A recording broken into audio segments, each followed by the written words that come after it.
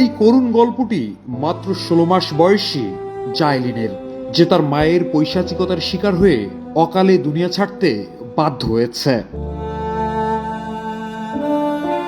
গত মার্চে আমেরিকার ক্লিভল্যান্ডের বাসিন্দা ক্রিস্টেল ক্যান্ডেলারি তার দুধের শিশু জাইলিনকে একা ঘরবন্দি রেখে বয়ফ্রেন্ডের সঙ্গে 100 কিলোমিটার দূরে সমুদ্র ভ্রমণে যান। কোলের শিশুর জন্য রেখে যান মাত্র কয়েকটি দুধের প্যাকেট, অথচ ছোট্ট জাইলিনের এখনো দুধের প্যাকেট খোলার সক্ষমতাই হয়নি। ঘরবন্দি জাইলিন মায়ের জন্য অনবরত কেঁদেছে, ক্ষুধা তৃষ্ণায় ছটফট করেছে। তার বাঁচার আর্তনাদ, চিৎকার, কান্না ক্লিভল্যান্ডের জনপদ প্রকম্পিত করেছে, কিন্তু কেউই বাঁচাতে আসেনি অসহায় জাইলিনকে। কান্না পৌঁছায়নি জাইলিনের মা ক্রিস্টেলের কানে, কারণ সে তো 10 দিনের ছুটিতে 100 কিলোমিটার দূরে বয়ফ্রেন্ডের সঙ্গে আনন্দ ফুর্তিতে ব্যস্ত। একজন প্রতিবেশী জাইলিনকে তার মা ছেড়ে যাবার দুদিন পর তার চিৎকার ক্যামেরা বন্দি করেছে। তাতে দেখা যায় বাঁচার জন্য কি অসহনীয় চিৎকার করছিল নিষ্পাপ শিশুটি।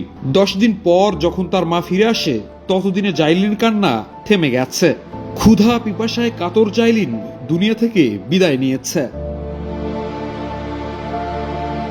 আমেরিকার ফরেনসিক বিশেষজ্ঞ এলিজাবেথ মুনি জাইলিনের মর্মান্তিক শেষ কয়েকদিনের বর্ণনা করেছেন এভাবে, যে দুঃখ যন্ত্রণা জাইলিন সহ্য করেছে তা কয়েক ঘন্টার নয়, 1 সপ্তাহের বেশি স্থায়ী হয়েছিল।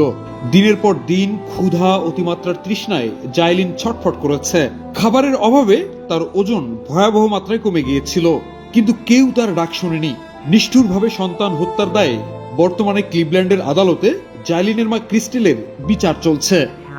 I'm not trying to justify my actions.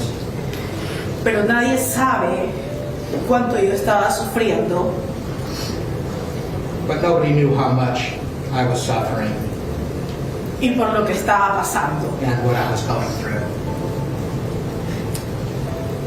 Todos los días le pido perdón a Dios y a mi hija, Yailin. Every day I ask forgiveness from God and from my daughter, Jaylene.